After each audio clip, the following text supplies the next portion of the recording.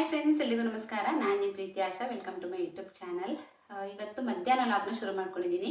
Time ಈಗ 1:30 ಗಂಟೆ ಆಗ್ತಾ ಬಂತು. ಬೆಳಗ್ಗಿನ ಕೆಲಸಗಳನ್ನೆಲ್ಲ ಮುಗಿಸಿ ಕ್ಲೀನಿಂಗ್ ಕೆಲಸ, ಬೆಳಿಗ್ಗೆ ಬಟ್ಟೆ ಒಗೆಯೋದು ಇದೇ ಇರತ್ತಲ್ವಾ, ಮಾಮೂಲಿಯಾಗಿ ಬಟ್ಟೆ ಒಗೆಯೋದು, ಪಾತ್ರೆ ತೊಳೆಯೋದು, ಆಮೇಲೆ ಮನೆ ಕ್ಲೀನ್ ಮಾಡೋದು, ಈ ಥರ ಮನೆ ಕೆಲಸಗಳನ್ನೆಲ್ಲ ಮುಗಿಸಿದ್ದಾಗಿದೆ. ನಂತರ ವಿಡಿಯೋ ಎಡಿಟಿಂಗ್ ಇತ್ತು ನನಗೆ. ವಿಡಿಯೋ ಎಡಿಟಿಂಗ್ ಸ್ವಲ್ಪ ಇವತ್ತು ಬೇಗ ಮಾಡಿದೆ. ಇಲ್ಲ ಅಂತ ಹೇಳಿದರೆ ನಾನು ಹೆಚ್ಚಾಗಿ ಮಧ್ಯಾಹ್ನ ನಂತರ ಮಾಡ್ತೀನಿ, 1 ಗಂಟೆ ನಂತರ, ಇಲ್ಲ ಅಂತ ಹೇಳಿದರೆ 12 ಗಂಟೆ ಹೊತ್ತಿಗೆಲ್ಲ ವಿಡಿಯೋ ಎಡಿಟಿಂಗ್ ಮಾಡ್ತೀನಿ. ಇವತ್ತು ಸ್ವಲ್ಪ ಕೆಲಸಗಳೆಲ್ಲ ಬೇಗ ಬೇಗ ಮುಗಿಸ್ಬಿಟ್ಟು ಆಮೇಲೆ ವಿಡಿಯೋ ಎಡಿಟಿಂಗ್ ಮಾಡೋಣ ಅಂತ ಅಂದ್ಬಿಟ್ಟು ವಿಡಿಯೋ ಎಡಿಟಿಂಗ್ ಮಾಡಿಬಿಟ್ಟು ನಂತರ ಅಪ್ಲೋಡ್ ಕೊಟ್ಬಿಟ್ಟು ಆಮೇಲೆ ಅಪ್ಲೋಡ್ ಆಗ್ತಾ ಇರಲಿ, ಹಾಗೆ ಊಟ ಮಾಡೋಣ ಅಂದ್ಬಿಟ್ಟು ಬಂದಿದ್ದೀನಿ. ಊಟಕ್ಕೆ ಇವತ್ತು ಬೆಳಿಗ್ಗೆ ನಾನು ಎಗ್ ಗ್ರೇವಿ ಮಾಡಿದ್ದೆ. ಮಧ್ಯಾಹ್ನ ಮಕ್ಕಳಿಗೆ ಹಾಗೆ ಹಸ್ಬೆಂಡ್ಗೆ ಲಂಚ್ ಬಾಕ್ಸ್ ಆಗಬೇಕಲ್ವಾ, ಹಾಗಾಗಿ ಇವತ್ತು ಬೆಳಿಗ್ಗೆ ಎಗ್ ಗ್ರೇವಿ ಮಾಡಿದ್ದೆ. ಅನ್ನ ಮತ್ತು ಎಗ್ ಗ್ರೇವಿ ಕೊಟ್ಟಿದ್ದೀನಿ ಲಂಚಿಗೆ ಅವರಿಗೆ. ನನಗೆ ಮಧ್ಯಾಹ್ನಕ್ಕೆ ಅದೇ ಇದೆ. ಅವರಿಗೆ ಮಾಡಬೇಕಿದ್ರೆ ಸ್ವಲ್ಪ ಜಾಸ್ತಿ ಮಾಡ್ತೀನಿ ನಾನು. ನನಗೆ ಕೂಡ ಆಗತ್ತಲ್ವ ಮಧ್ಯಾಹ್ನಕ್ಕೆ. ಇಲ್ಲ ಅಂತ ಹೇಳಿದ್ರೆ ವಾಪಸ್ ನಾನು ಮಧ್ಯಾಹ್ನಕ್ಕೆ ಏನಾದರೂ ಮಾಡಬೇಕು ನನಗೋಸ್ಕರ ಅಂತ ಅಂದ್ಬಿಟ್ಟು. ಸೊ ಹಾಗಾಗಿ ಅವರಿಗೆ ಮಾಡಬೇಕಿದ್ರೇ ನನಗೆ ಕೂಡ ಮಾಡಿದ್ದೀನಿ. ಹಾಗಾಗಿ ಮಧ್ಯಾಹ್ನದ ಅಡುಗೆ ಕೆಲಸ ಏನಿರಲಿಲ್ಲ. ಅನ್ನ ಕೂಡ ಬೆಳಿಗ್ಗೆ ಅನ್ನ ಮಾಡಿದ್ದೆ, ಗ್ರೇವಿ ಮಾಡಿದ್ದೆ. ಮಧ್ಯಾಹ್ನ ತನಕ ಸಾಕಾಗತ್ತೆ ಅಂತ ಅಂದ್ಬಿಟ್ಟು ಇನ್ನೇನಿದ್ರು ನೈಟ್ ಅಡುಗೆ ಪ್ಲ್ಯಾನ್ ಏನಿಲ್ಲ. ನೈಟಿಗೆ ಬಿಸಿಯಾಗಿ ಏನಾದರೂ ಅಡುಗೆ ಮಾಡಬೇಕು. ಹೀಗೆ ನಾನು ಬೆಳಿಗ್ಗೆ ಅಡುಗೆ ಮಾಡ್ತೀನಲ್ವಾ, ನನಗೆ ಲಂಚ್ ಬಾಕ್ಸಿಗೆ ಬೆಳಿಗ್ಗೆ ಒಂದು ಸಲ ಅನ್ನ ಸಾಂಬಾರು, ಇಲ್ಲ ಅಂತ ಹೇಳಿದ್ರೆ ಅನ್ನ, ಗಂಜಿ ಪಲ್ಯ, ಚಟ್ನಿ, ಏನಾದರೂ ಈ ಥರ ಏನಾದರೂ ಒಂದು ಮಾಡಲೇಬೇಕಾಗತ್ತೆ ಬೆಳಿಗ್ಗೆ ಲಂಚ್ ಬಾಕ್ಸಿಗೆ ಅಂತ ಅಂದ್ಬಿಟ್ಟು. ಅಂದರೆ ಮಕ್ಕಳು ತಿಂಡಿ ಏನಾದರೂ ಮಾಡಿದರೆ ತೊಗೊಂಡೋಗ್ತಾರೆ. ಬೆಳಿಗ್ಗೆ ತಿಂಡಿ ಏನಾದರೂ ಮಾಡ್ತೀನಿ, ಟೊಮೆಟೊ ಬಾತ್, ಇಲ್ಲ ಅಂತ ಹೇಳಿದರೆ ರೈಸ್ ಐಟಮ್ಸ್ಗಳನ್ನು ಜಾಸ್ತಿ ಮಾಡ್ತೀನಿ. ಇಲ್ಲ ಅಂದರೆ ದೋಸೆ, ಈ ಥರ ಚಪಾತಿ, ಈ ಥರ ಎಲ್ಲ ಮಾಡ್ತಾ ಇರ್ತೀನಲ್ವ, ಅದು ಏನು ಕೊಟ್ಟರು ತೊಗೊಂಡೋಗ್ತಾರೆ ಅವರು. ಅವರಿಗೆ ನಾನು ಹೆಚ್ಚಾಗಿ ಬೆಳಿಗ್ಗೆ ಮಾಡುವಂತಹ ತಿಂಡಿ ಅವರಿಗೆ ಇಷ್ಟ ಆಗಿರುವಂಥದ್ದೇ ಮಾಡ್ತೀನಿ. ಹಾಗಾಗಿ ಅವರು ಅದನ್ನೇ ತೊಗೊಂಡೋಗ್ತಾರೆ. ಪಾಪ ಏನು ಬೇಡ ಅಂತ ಹೇಳಲ್ಲ ನನ್ನ ಮಕ್ಕಳು, ಏನು ಹಾಕಿದ್ರು ತಿಂದ್ಕೊಂಡು ಬರ್ತಾರೆ. ಆದರೆ ಹಸ್ಬೆಂಡ್ಗೆ ಮಾತ್ರ ಮಧ್ಯಾಹ್ನಕ್ಕೆ ಅನ್ನ ಸಾಂಬಾರು, ಇಲ್ಲ ಅಂತ ಹೇಳಿದರೆ ಗಂಜಿ ಪಲ್ಯ, ಈ ಥರ ಏನಾದರೂ ರೈಸ್ ಐಟಮ್ ಅಂದರೆ ಅನ್ನ ಬೇಕೇ ಬೇಕು. ಮಧ್ಯಾಹ್ನ ಅವರಿಗೆ ಊಟ ಮಾಡೋದಕ್ಕೆ ಅನ್ನ ಬೇಕೇ ಬೇಕು. ಬೆಳಿಗ್ಗೆ ಮಾಡಿದಂತಹ ತಿಂಡಿ ತೊಗೊಂಡೋಗಲ್ಲ ಅವರು, ಅವರಿಗೆ ರೈಸೇ ಬೇಕಾಗತ್ತೆ. ಸೊ ಹಾಗಾಗಿ ಇವತ್ತು ಯಾವಾಗಲೂ ಬೆಳಿಗ್ಗೆ ಮಾಡ್ತೀನಲ್ವ, ಇವತ್ತು ಕೂಡ ಬೆಳಿಗ್ಗೆ ಮಾಡಿದ್ದೆ ಅನ್ನ. ಅಂದರೆ ದಿನದಲ್ಲಿ 2 ಸಲ ಅಡುಗೆ ಮಾಡಲೇಬೇಕಾಗತ್ತೆ ನನಗೆ. ಒಂದೊಂದು ಸಲ ಬೆಳಿಗ್ಗೆ ಸಾಂಬಾರು ಮಾಡ್ತೀನಿ, ತರಕಾರಿ ಎಲ್ಲ ಹಾಕಿಬಿಟ್ಟು ಸಾಂಬಾರು ಮಾಡ್ತೀನಿ. ಅದು ಮಧ್ಯಾಹ್ನಕ್ಕೆ ಹಾಗೆ ರಾತ್ರಿಗೆ ಕೂಡ ಬರೋ ಥರನೇ ಮಾಡ್ತೀನಿ, ಸ್ವಲ್ಪ ಜಾಸ್ತಿ ಕ್ವಾಂಟಿಟಿಲಿ ಮಾಡ್ತೀನಿ. ಅದು ಇದ್ದರೆ ಏನಾದರೂ ಸೈಡಿಗೆ ಎಗ್ ಏನಾದರೂ ಇದ್ದರೆ, ಇಲ್ಲ ಅಂತ ಹೇಳಿದರೆ ಫಿಶ್ ಇದ್ದರೆ ಅದನ್ನು ಫ್ರೈ ಮಾಡ್ತೀನಿ. ಎಗ್ ಇದ್ದರೆ ಅದನ್ನು ಏನಾದರೂ ಗ್ರೇವಿ, ಇಲ್ಲ ಅಂತ ಹೇಳಿದರೆ ಏನೋ ಒಂದು ಬುರ್ಜಿ, ಆಮ್ಲೆಟ್, ಈ ಥರ ಏನಾದರೂ ಮಾಡ್ತೀನಿ.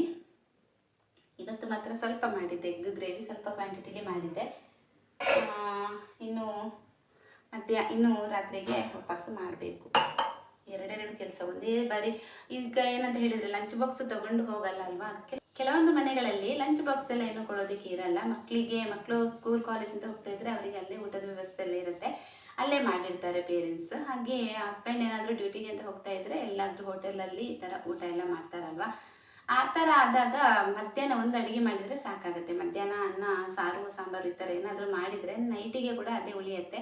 ಈ ಬೆಳಿಗ್ಗೆ ಅಡುಗೆ ಮಾಡೋದಿದ್ರೇ ಕಷ್ಟ. ಬೆಳಿಗ್ಗೆ ಅಡುಗೆ ಮಾಡಿದರೆ ನೈಟ್ ವಾಪಸ್ ಮಾಡಬೇಕಾಗತ್ತೆ. ಅಂದರೆ ಬೆಳಿಗ್ಗೆ ಮಾಡಿದ್ದು ರಾತ್ರಿ ಹೊತ್ತಿಗೆ ಚೆನ್ನಾಗಾಗಲ್ಲ ಊಟ ಮಾಡೋದಕ್ಕೆ. ಅನ್ನ ಕೂಡ ತಣ್ಣಗಾಗಿ ಹೋಗಿರುತ್ತೆ, ಹಾಗೆ ಸಾಂಬಾರು ಕೂಡ ತಣ್ಣಗಾಗತ್ತೆ. ಸೊ ಓಕೆ, ಹಾಗಾದರೆ ಈಗ ನಾನು ಮೊದಲು ಊಟ ಮುಗಿಸ್ತೀನಿ. ಊಟ ಎಲ್ಲ ಮುಗಿದಾದ ನಂತರ ವಾಪಸ್ ನಾನು ಲಾಗ್ನ ಕಂಟಿನ್ಯೂ ಮಾಡ್ತೀನಿ. ಇವತ್ತು ರಾತ್ರಿ ತನಕ ಯಾವ ಥರ ಹೋಗುತ್ತೆ ಅನ್ನೋದು ಗೊತ್ತಿಲ್ಲ, ಏನೂ ಪ್ಲ್ಯಾನ್ ಇಲ್ಲ. ಪ್ಲ್ಯಾನ್ ಮಾಡಿಕೊಂಡೇ ನಾನು ವಿಡಿಯೋ ಶುರು ಮಾಡಲ್ಲ.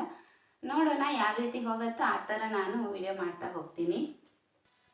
ಹಾಗೆ ನಿನ್ನೆ ನೈಟಿಗೆ ನಾನು ಸಾಂಬಾರು ಮಾಡಿದ್ದೆ. ಸೌತೆಕಾಯಿ, ಆಲೂಗೆಡ್ಡೆ, ನುಗ್ಗೆಕಾಯಿ ಎಲ್ಲ ಹಾಕಿಬಿಟ್ಟು ಕಡಲೆಬೇಳೆ ನೀರಲ್ಲಿ ನೆನೆಸಿಟ್ಟು ಅದನ್ನು ಕೂಡ ಹಾಕಿದ್ದೆ. ಅದು ಒಂದು ಒಳ್ಳೆ ಟೇಸ್ಟ್ ಬಂದಿತ್ತು ಸಾಂಬಾರಿಗೆ. ಅದು ಸ್ವಲ್ಪ ಉಳಿದಿತ್ತು ನೈಟ್ ಮಾಡಿದಂತಹ ಸಾಂಬಾರು. ಬೆಳಿಗ್ಗೆ ತಿಂಡಿಗೆ ಒಂದು ಸಲ ಎಲ್ಲರೂ ತಿಂದರು. ಬೆಳಿಗ್ಗೆ ರೊಟ್ಟಿ ಮಾಡಿದ್ದೆ ಇವತ್ತು ನಾನು. ರೊಟ್ಟಿ ಜೊತೆಗೆ ಈ ಥರ ಸಾಂಬಾರು ಇದ್ದರೆ ಚೆನ್ನಾಗಾಗತ್ತೆ ಅಂತ ಅಂದ್ಬಿಟ್ಟು ರೊಟ್ಟಿನೇ ಮಾಡಿದ್ದು. ಸಾಂಬಾರು ಉಳಿದಿತ್ತಲ್ವ ಅಂತ ಅಂದ್ಬಿಟ್ಟು. ಸೊ ಅದು ಕೂಡ ಸ್ವಲ್ಪ ಇತ್ತು, ಅದನ್ನು ಕೂಡ ಸ್ವಲ್ಪ ಹಾಕ್ಕೊಳ್ತಾ ಇದ್ದೀನಿ. ಇನ್ನೂ ಇದನ್ನು ನಮ್ಮ ಮನೆಯಲ್ಲಿ ಯಾರೂ ತಿನ್ನಲ್ಲ. ನಿನ್ನೆ ಮಾಡಿದಂತಹ ತರಕಾರಿ ಸಾಂಬಾರು ಇವತ್ತಿನ ದಿನ ಬೆಳಿಗ್ಗೆ ತನಕ ತಿಂತಾರೆ. ಬೆಳಿಗ್ಗೆ ಏನಾದರೂ ತಿಂಡಿ ಮಾಡಿದರೆ ಅದರ ಜೊತೆಗೆ ನಾನು, ನನ್ನ ಹಸ್ಬೆಂಡ್, ಆದ್ವಿ 3 ಜನ ತಿಂತೀವಿ. ನನ್ನ ಮಗ ಮಾತ್ರ ತಿನ್ನಲ್ಲ. ಅವನು ರೊಟ್ಟಿ, ದೋಸೆ ಏನೇ ಮಾಡಿದರೂ ಟೀ ಜೊತೆಗೇ ತಿನ್ನೋದು. ಸಾಂಬಾರೆಲ್ಲ ಏನೂ ಇದ್ದರೂ ಕೂಡ ಅವನು ತೊಗೊಳ್ಳಲ್ಲ. ಅದೊಂದು ಅಭ್ಯಾಸ ಒಂದು ಅಂತ ಹೇಳ್ಬೋದು. ಟೀ ಜೊತೆಗೆ ತಿಂತಾನೆ. ಬರೀ ಟೀ ಇದ್ದರೆ ಸಾಕಾಗತ್ತೆ ಅವನಿಗೆ.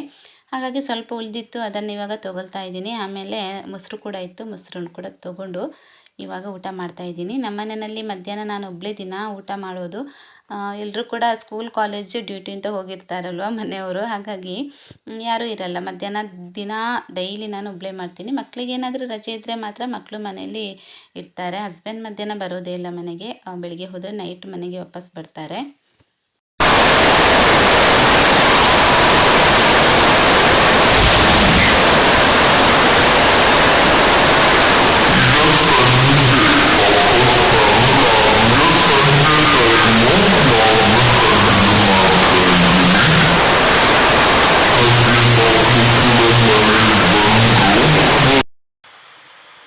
ಯಾವ ಥರ ಮಾಡಿದಾಳೆ ಅಂತ ಹೇಳಿದರೆ, ಸಿಪ್ಪೆ ಸುಲಿದೇನೆ ಈ ರೀತಿ ಮಿಕ್ಸಿ ಜಾರ್ಗೆ ಹಾಕಿಬಿಟ್ಟು ಹಾಲೆಲ್ಲ ಹಾಕಿದ್ದಾಳೆ ನೋಡಿ.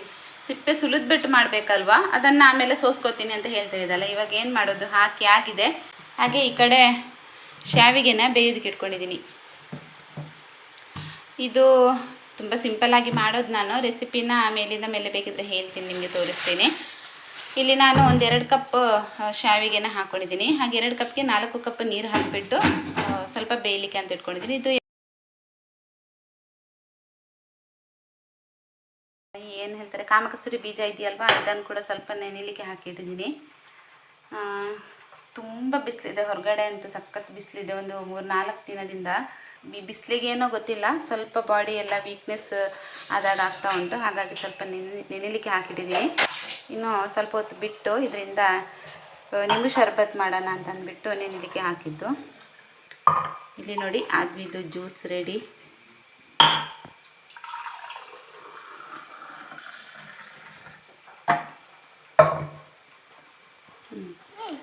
ಅವಳೇ ಮಾಡೋದು, ಅವಳೇ ಕುಡಿಯೋದು ನೋಡಿ. ಅವಳೇ ಮಾಡೋದು, ಅವಳೇ ಕುಡಿಯೋದು. ಹೇಗಾಗಿದೆ? ಚೆನ್ನಾಗಾಗಿದೆ, ಸೂಪರ್. ಸ್ವೀಟ್ ಸ್ವಲ್ಪ ಕಡಿಮೆ ಸಾಕು. ಹೊರಗಡೆ ಮಾತ್ರ ತುಂಬಾ ಬಿಸಿಲು. ತುಂಬ ದಿನ ಆಯಿತು, ಇವಾಗ ಮಳೆ ಪೂರ್ತಿಯಾಗಿ ಕಡಿಮೆ ಆಗಿ ಬಿಸಿಲು ಸ್ಟಾರ್ಟ್ ಆಗಿದೆ. ನಿನ್ನೆ ಸ್ವಲ್ಪ ಸಂಜೆ ಹೊತ್ತಿಗೆ ಮಳೆ ಬಂದಿತ್ತು. ಇವಾಗ ಕೂಡ ಅಷ್ಟೇ ಮಳೆ ಬರ್ತಾ ಉಂಟು, ಸ್ವಲ್ಪ ಲೈಟಾಗಿ ಮಳೆ ಬರ್ತಾ ಉಂಟು. ಸೆಕೆ ಅಂತ ಹೇಳಿದರೆ ಏಪ್ರಿಲ್ ಮೇ ತಿಂಗಳಲ್ಲಿ ಯಾವ ಥರ ಸೆಕೆ ಇತ್ತು ನೋಡಿ, ಅದೇ ಥರ ಸೆಕೆ ಇವಾಗ ಆಗ್ತಾಯಿದೆ. ಅಷ್ಟು ಬಿಸಿಲಿದೆ ಹೊರಗಡೆ. ಮನೆ ಒಳಗಡೆ ಇದ್ದೀನಿ, ಆದರೂ ಕೂಡ ಏನೋ ಒಂಥರ ಬೆವರೆಲ್ಲ ಹೋಗಿಬಿಟ್ಟು ಸ್ವಲ್ಪ ಬಾಡಿ ಎಲ್ಲ ವೀಕ್ ಆದಾಗ ಆಗ್ತಾ ಉಂಟು ನನಗೆ. ಅಂದರೆ ವೀಕ್ನೆಸ್ ಅಂತಾರಲ್ವ, ಆ ಥರ ಆಗ್ತಾ ಉಂಟು. ತಲೆ ಎಲ್ಲ ಸ್ವಲ್ಪ ತಿರುಗಿದಾಗ ಆಗ್ತಾ ಉಂಟು. ನನ್ನ ಹಸ್ಬೆಂಡ್ ಹೇಳ್ತಾಯಿದ್ರು ಫೋನ್ ಮಾಡಿ, ಏನೋ ತಲೆ ಗಿರ್ರ ಅಂತಿದೆ ನನಗೆ ಕೂಡ, ಇಲ್ಲಿ ತುಂಬ ಬಿಸಿಲಿದೆ ಅಂತ ಅಂದ್ಬಿಟ್ಟು. ಅವ್ರು ಬೇರೆ ಮೇಲ್ಗಡೆ ಶೀಟ್, ಅವ್ರದ್ದು ವರ್ಕ್ಶಾಪ್ ಮೇಲ್ಗಡೆ ಶೀಟ್ ಇರೋದ್ರಿಂದ ಜಾಸ್ತಿ ಬಿಸಿಲಾಗತ್ತೆ ಅಂತ ಅನಿಸುತ್ತೆ ನನಗೆ. ಹಾಗಾಗಿ ಇವಾಗ ಬಿಸಿ ಬಿಸಿ ಟೀ ಕಾಫಿ ಏನೂ ಬೇಡ ಅಂತ ಅನ್ನಿಸ್ತಾ ಉಂಟು. ಬರೀ ಜ್ಯೂಸೇ ಕುಡಿಯೋಣ ಅಂತೇಳಿ ಆಗ್ತಾ ಉಂಟು ಇವಾಗ ಶಾವಿಗೆ ಕೂಡ ಬೆಂದಿದೆ, ಸಾಕಿಷ್ಟು ಬೆಂದದ್ದು. ಇದನ್ನು ಈಗ ಇದನ್ನು ಸೋಸ್ಕೋಬೇಕು.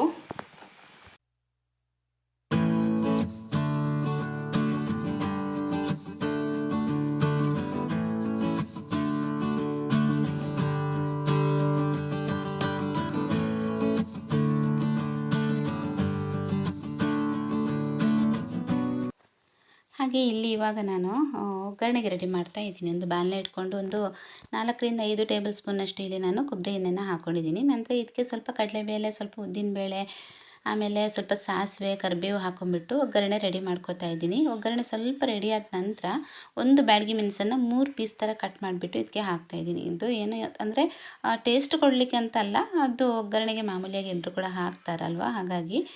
ನಂತರ ಒಂದು ಅರ್ಧ ಗೆಡ್ಡೆ ಈರುಳ್ಳಿನ ಸಣ್ಣ ಪೀಸ್ ಥರ ಕಟ್ ಮಾಡಿಬಿಟ್ಟು ಚಿಕ್ಕದಾಗಿ ಕಟ್ ಮಾಡಿಬಿಟ್ಟು ಹಾಕಿಬಿಟ್ಟು ಇದನ್ನು ಚೆನ್ನಾಗಿ ಫ್ರೈ ಮಾಡ್ತಾಯಿದ್ದೀನಿ.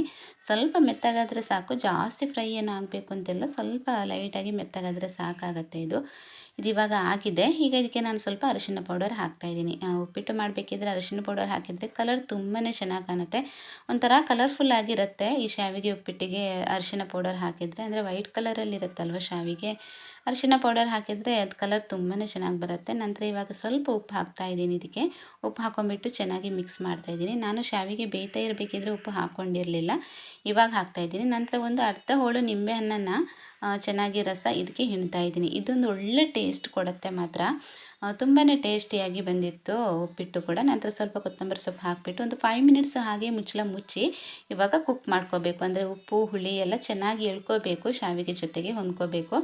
ಅಲ್ಲಿ ತನಕ ಇದನ್ನು ಸ್ವಲ್ಪ ಒಂದು 5 ಮಿನಿಟ್ಸು ಲೋ ಫ್ಲೇಮಲ್ಲಿ ಇಟ್ಕೊಂಡು ಇವಾಗ ಕುಕ್ ಮಾಡ್ತಾಯಿದ್ದೀನಿ.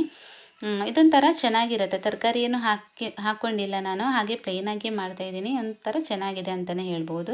ಮಕ್ಕಳೇನಾದರೂ ತಿಂತಾರೆ ಅಂತ ಅಂದಾಗ ಸ್ವಲ್ಪ 1 ಸ್ಪೂನಷ್ಟು ಸಕ್ಕರೆ ಬೇಕಿದ್ರೆ ಹಾಕೊಬೋದು. ಹಾಕಬೇಕು ಅಂತಲೇ ಏನಿಲ್ಲ, ಹಾಕದೇ ಇದ್ರೂ ತುಂಬಾ ಚೆನ್ನಾಗಾಗತ್ತೆ. ಸೊ ನೋಡ್ತಾ ಇರ್ಬೋದು, ಕಲರ್ಫುಲ್ ಆದಂತಹ ಒಂದು ಶಾವಿಗೆ ಉಪ್ಪಿಟ್ಟು ರೆಡಿ ಆಗುತ್ತೆ. ಮಕ್ಕಳಿಗೆ ಸಂಜೆ ಟೈಮ್ಗೆ ಸ್ನ್ಯಾಕ್ಸ್ ಥರ ಇದನ್ನು ಮಾಡಿಕೊಡ್ಬೋದು. ಹೊಟ್ಟೆ ಕೂಡ ತುಂಬತ್ತೆ ಮಕ್ಕಳದು, ಹಾಗೆ ಆರೋಗ್ಯಕ್ಕೆ ಕೂಡ ತುಂಬಾ ಒಳ್ಳೆಯದಲ್ವ. ಹಾಗಾಗಿ ಇದನ್ನು ಆರಾಮಾಗಿ ಮಾಡಿಕೊಡ್ಬೋದು. ತುಂಬ ಸುಲಭವಾಗಿ ಕೂಡ ಮಾಡ್ಕೊಳ್ಬೋದು, ಜಾಸ್ತಿ ಟೈಮ್ ಏನು ಬೇಕು ಅಂತ ಇಲ್ಲ. ನಂತರ ಮಕ್ಕಳಿಗೆಲ್ಲ ಕೊಟ್ಟೆ ನಾನು. ಆಲ್ರೆಡಿ ಅವರು ಜ್ಯೂಸ್ ಕುಡ್ದಿದ್ದಾರೆ. ಆ್ಯಪಲ್ ಜ್ಯೂಸ್ ಅದು ಮಾಡಿದ್ಲಲ್ವ, ಅದನ್ನು ಕುಡಿದು ಇವಾಗ ಉಪ್ಪಿಟ್ಟು ತಿಂತಾ ಇದ್ದಾರೆ. ಇಲ್ಲಿ ನಾನು ನನಗೋಸ್ಕರ ಅಂತ ಅಂದ್ಬಿಟ್ಟು ಕಸ್ತೂರಿ ಬೀಜನ ನೆನೆಲಿಕ್ಕೆ ಹಾಕಿದ್ದೆ ಅಲ್ವ, ಅದರಿಂದ 1-2 ಸ್ಪೂನ್ನ ಹಾಕ್ಕೊಂಡು ನಿಂಬು ಶರ್ಬತ್ ಮಾಡ್ತಾಯಿದ್ದೀನಿ. ನನಗೆ ಸ್ವಲ್ಪ ಸೆಕೆ ಆದರೂ ಸಾಕು ಸ್ನೇಹಿತರೆ, ಏನೋ ಗೊತ್ತಿಲ್ಲ, ಎನರ್ಜಿನೇ ಲಾಸ್ ಆದಾಗೆ ಆಗ್ತಾಯಿರುತ್ತೆ ನನಗೆ. ಸೆಕೆಗಾಲ ಬಂತು ಅಂತ ಹೇಳಿದರೆ ತುಂಬಾ ಟೆನ್ಷನ್ ಸ್ಟಾರ್ಟ್ ಆಗುತ್ತೆ ನನಗೆ. ಇವಾಗಂತೂ ಸೆಕೆಗಾಲ ಅಲ್ಲ, ಆದ್ರೂ ಅದೇನೋ ಗೊತ್ತಿಲ್ಲ, ಮಳೆ ಬಂದು ಹೋದ್ರೂ ತುಂಬ ಸೆಕೆ ಆಗ್ತಾಯಿದೆ. ನಮ್ಮ ಕಡೆ ಎಲ್ಲ ಹಿರಿಯರು ಹೇಳ್ತಾ ಇರೋರು, ಆಟಿದ ದುಂಬುಡು ಆನೆದ ಬೆರಿಬುಡ ಅವನಿಗೆ ಅಂತ ಹೇಳಿಬಿಟ್ಟು. ಅಂದರೆ ಆಷಾಢ ಮಾಸದ ಬಿಸಿಲಿಗೆ ಆನೆಯ ಬೆನ್ನು ಕೂಡ ಒಡೆದೋಗುತ್ತೆ ಅಂತೇಳಿ ಅಂದರೆ ಒಂದು ಗಾದೆ ಮಾತದು. ಅಷ್ಟು ಖಾರ ಇರುತ್ತೆ, ಅಷ್ಟು ಬಿಸಿಲು ಇರುತ್ತೆ ಆಷಾಢದಲ್ಲಿ ಅಂತ ಹಿರಿಯರು ಹೇಳ್ತಾ ಇದ್ದರು. ಅದು ಈ ವರ್ಷ ನನಗೆ ನಿಜ ಅಂತಲೇ ಅನ್ನಿಸ್ತಾ ಇತ್ತು. ಅಷ್ಟೊಂದು ಬಿಸಿಲಿತ್ತು ಹೊರಗಡೆ ಪೇಟೆಗೆಲ್ಲ ಹೋಗೋದಕ್ಕೇನು ಆಗ್ತಾ ಇರಲಿಲ್ಲ, ಮನೆಯಲ್ಲೇ ಇರೋಣ ಅಂತ ಅನ್ನಿಸ್ತಾ ಇತ್ತು. ಸೊ ಹಾಗಾಗಿ ಇವಾಗ ನಿಂಬು ಶರ್ಬತ್ ಕೂಡ ರೆಡಿಯಾಗಿದೆ. ಶಾವಿಗೆ ಉಪ್ಪಿಟ್ಟು ಜೊತೆ ಇವತ್ತು ನಾನು ನಿಂಬು ಶರ್ಬತ್ ಕುಡಿತಾ ಇದ್ದೀನಿ. ಟೀ ಕಾಫಿ ಏನೂ ಬೇಡಪ್ಪ ಅಂತ ಅನ್ನಿಸ್ತಾ ಇತ್ತು. ಹಾಗಾಗಿ ಕಾಂಬಿನೇಷನ್ ಅಂತ ಅನಿಸಿಲ್ಲ ನನಗೆ. ಉಪ್ಪಿಟ್ಟು ಜೊತೆಗೆ ನಿಂಬು ಶರ್ಬತ್ ಅಷ್ಟೊಂದು ಇಷ್ಟ ಆಗಿಲ್ಲ ನನಗೆ ಕುಡಿಯೋದಕ್ಕೆ. ನಂತರ ನಾನು ಬರೀ ಉಪ್ಪಿಟ್ಟು ತಿಂದುಬಿಟ್ಟು ಆಮೇಲೆ ನಿಂಬು ಶರ್ಬತ್ ಸಪ್ರೇಟಾಗಿ ಕುಡಿದೆ ಅಂತಲೇ ಹೇಳ್ಬೋದು. ಅದರ ಜೊತೆಗೆ ಏನಿದ್ರೂ ಟೀ ಕಾಫಿನೇ ತುಂಬಾ ಚೆನ್ನಾಗಾಗೋದು.